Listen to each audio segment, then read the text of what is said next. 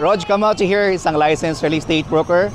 And the house behind us is our ready for occupancy unit with 3 bedrooms, single attached house and lot. At dito, pwede ito sa mga future homeowners and investors natin na nagbabalak magnegosyo kasi sobrang daming tao dito.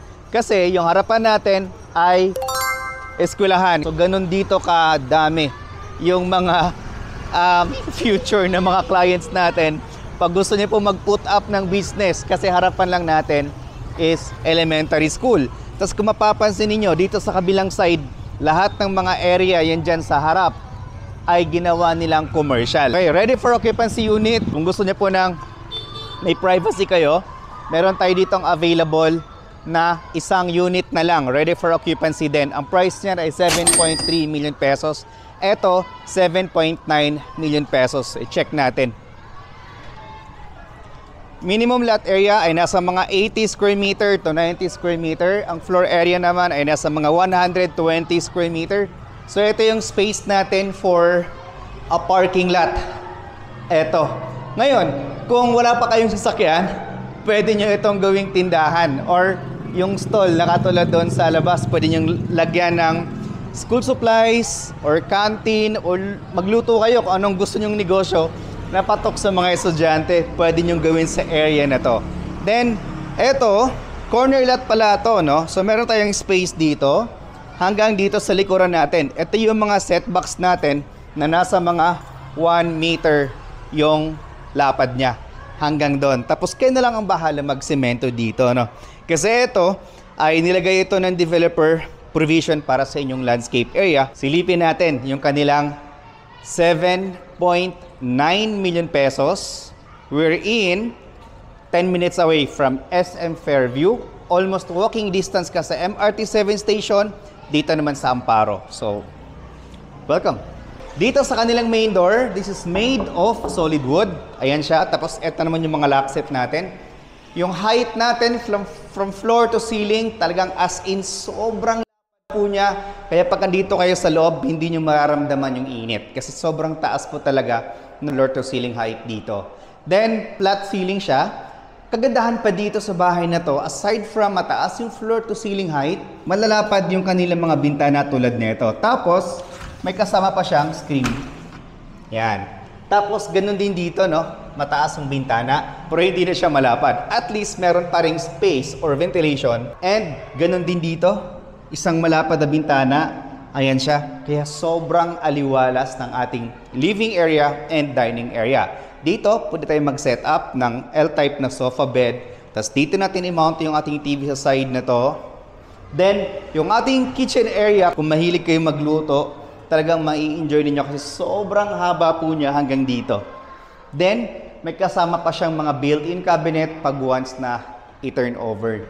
Okay? So sa turnover, ganito siya ibibigay sa inyo. Naka-tiles, painted tayo, may ceiling, may mga built-in cabinet.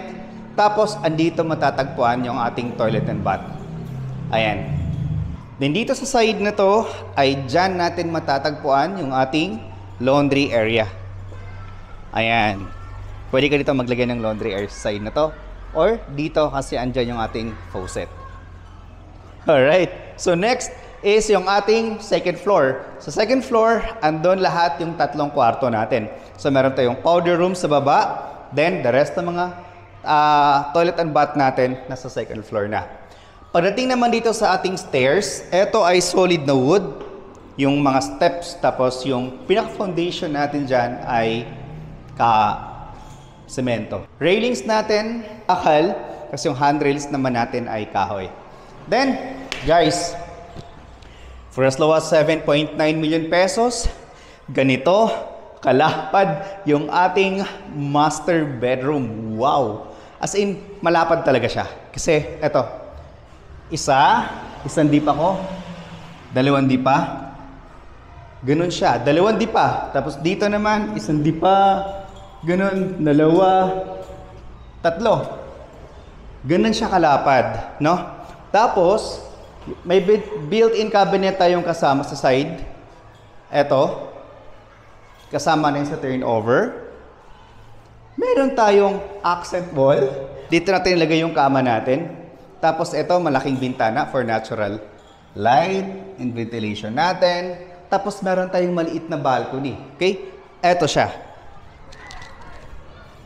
Ayan. Tapos, makita natin yung mga estudyante. Pati yung school. Ayan. So, expect natin kung for business purposes yung pagkuha nyo ng bahay or maaring bibili nyo to para sa magulang ninyo. Tapos yung magulang ninyo para hindi maboring ay magtindahan sila sa baba. Kasi harap mo mismo ay eskwelahan. Okay? Double purpose, no? Commercial, residential. Okay. Pagdating naman dito sa ating toilet and bath, guys, wala akong masabi kasi sobrang luwag niya. Yung ating shower area, yung ating tiles from floor to ceiling. Ito naman yung ating toilet bowl. Look at that. Perfect. Ang ganda ng kanilang water closet. Diba? Perfect. Sobrang ganda. Then, ito naman yung mga susunod nating kwarto. Bedroom number 2. So, dito sa bedroom number 2, with built-in cabinet din tayo. Ayan siya. Isang dipa. Okay, lagpas isang dipa to. Tapos, so yan siya. Oh. Para lang magkaroon kayo ng idea, no? Yan. Isang dipa, kulang-kulang dalawa. Okay, so, ito yung pinaka-bed mo. Tapos, dito yung cabinet mo. May kasama na siyang cabinet. Yan. Hindi mo na kailangang bumili pa ng cabinet or magpagawa ng cabinet. Kasi, isinama na yan sa turnover. Then, next is our toilet and bath. Common toilet and bath para sa dalawang kwarto natin. Ayan siya. Floor to ceiling. Yung ating tiles. Water closet natin. And of course, yung ating lavatory. Then next, our last room. So, dito sa last room natin, meron tayong built-in cabinet again. Tapos, saksakan para sa ating window type or split type na aircon. Meron tayong bintana na may kasamang screen. Then, ganito siya kalaki. For as low as 7.9 million pesos.